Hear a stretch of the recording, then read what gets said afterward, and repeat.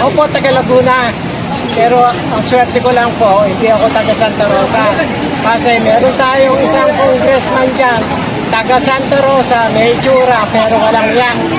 Totoo po yun. Kahit ano sabihin nyo kay Dan Fernandez, nasaan yung pinagagawa niyang mga bahay? Ilan ang bahay niyang pinagagawa? Hindi siya kikita ng ganong kalaki. Nakita mo parang napakatinong magsalita.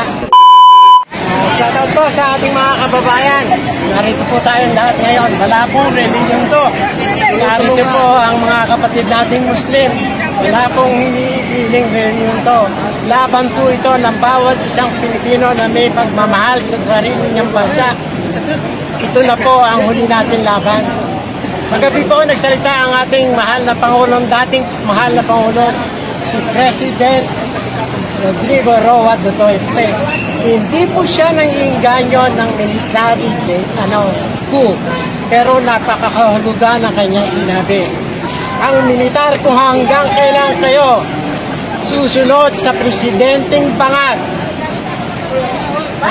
sabi nga niya, it's up to you. But we will not talk to the generals, we will talk to the lowest.